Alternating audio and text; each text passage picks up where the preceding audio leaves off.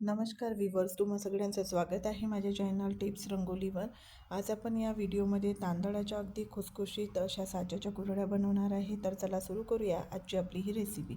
सगळ्यात आधी आपण या ग्लासप्रमाणे 3 ग्लास तांदूळ घेणार आहे आणि हे तांदूळ 3 ते 4 पाण्याने स्वच्छ धुवून घ्यायचे. त्यानंतर 5 ते 6 तास हे तांदूळ भिजू घालायचे आणि नंतर मग याचं सारण मिक्सरमधून बारीक करून घ्यायचं आणि ते रात्रभर तसंच ठेवायचं. ज्या पद्धतीने आपण इडलीचं सारण करतो ना, अगदी तसंच. आता आपण एका पातेल्यामध्ये 1 ग्लास पाणी टाकलेलं आहे. या पाण्याला चांगलं गरम होऊ द्यायचं आणि गरम झाल्यानंतर आपण दुसऱ्या भांड्यामध्ये सुद्धा इकडे पाणी ठेवलेलं आहे. जवळजवळ 2 ग्लास, म्हणजे जर पाणी कमी पडलं तर आपल्याला ते पाणी याच्यामध्ये ॲड करता येते. इकडे आपण चवीनुसार मीठ टाकलेलं आहे आणि जवळजवळ 1 चम्मच मी याच्यामध्ये फुलखार टाकलेली आहे. कारण फुलखार टाकल्यामुळे आपली कुरडी जी आहे ती खूप चांगली फुलणार आहे, म्हणून आपल्याला फुलखार याच्यामध्ये ॲड करायचे आहे. त्यानंतर या मिक्सचरला चांगल्या पद्धतीने एकत्र करून घ्यायचं आणि हे जे पाणी आहे या पाण्याला चांगल्या पद्धतीने उकळी येऊ द्यायची. जोपर्यंत या पाण्याला उकळी येते तोपर्यंत आपण हे आपलं कालचं सारण पाहून घेऊया. हे जे मी बारीक करून रात्रभर सारण ठेवलेलं होतं, तर हे सारण छान पद्धतीनं आंबवलेलं आहे आणि इडलीच्या सारणासारखंच हे तयार झालेलं आहे. फक्त याच्यामध्ये उडदाची डाळ नाही आहे, फक्त तांदूळ याचं हे सारण आहे. तर अशा पद्धतीने आपलं हे सारण जे आहे ते छान तयार झालेलं आहे आणि आपण त्याला आंबून घेतलेलं आहे. आता आपल्याला हे सारण थोडं थोडं या उकळत्या पाण्यामध्ये टाकायचं आहे आणि इकडे आपण बेलण्याने याला ढवळणार आहोत, कारण की याच्या गुठळ्या तयार नाही झाल्या पाहिजे, म्हणून हळूहळू सारण टाकायचं आणि इकडे बेलण्याने याला चांगल्या पद्धतीने हलवून घ्यायचं, म्हणजे याच्या गुठळ्या तयार नाही होतील आणि एकदम चांगल्या पद्धतीने हे एक मिश्रण तयार होईल.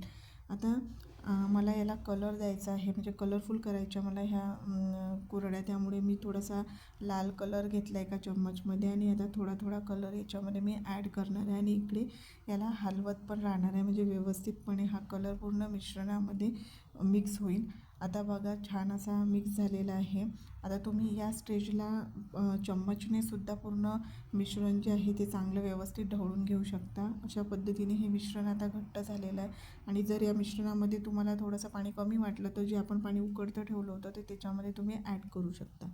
आता आपल्याला या स्टेजला या मिश्रणाला जवळजवळ 5 ते 7 मिनटं एक उकळी येऊ द्यायची आहे.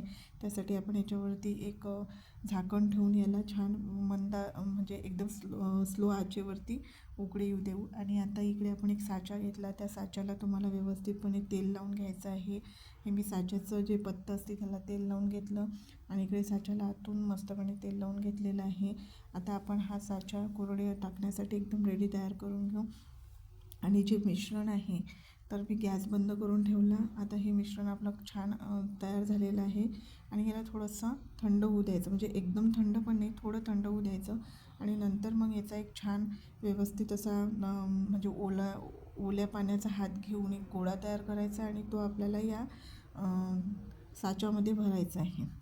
तर अशा पद्धतीने आपला जो साचा आहे आता हा रेडी आहे कुरड्या टाकण्यासाठी. खाली आपण एक प्लेट ठेवून घेतली जेणेकरून हे खाली मिश्रण लागू नये म्हणून. आणि आता आपलं पूर्णपणे साचा आपण मिश्रणाने भरून घेतलेला आहे.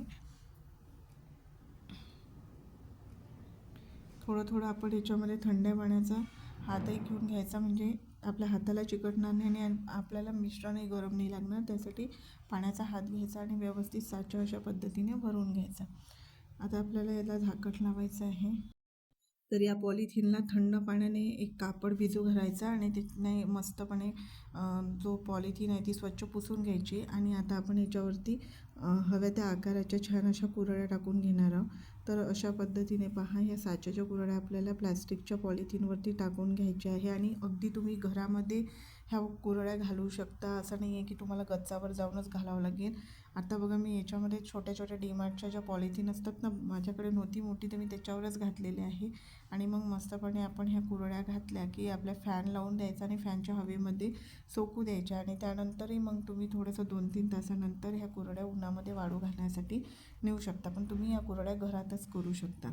तर अशा पद्धतीने आपण ह्या साच्याच्या तांदळाच्या कुरड्या इथे तयार करून घेतलेल्या आहे आणि ह्या कुरड्या इतक्या छान फुलतात तेलामध्ये आणि खायलासुद्धा खूप चविष्ट लागतात. त्यामुळे तुम्ही नक्की ह्या कुरड्या एकदा ट्राय करा आणि जर तुम्हाला ही रेसिपी आवडली तर मला कमेंट करून नक्की सांगा की तुम्ही ही रेसिपी कोणत्या गावावरून बघितलेली आहे. तर भेटूया पुढच्या व्हिडिओमध्ये. सुकल्यानंतर अशा दिसतात. धन्यवाद.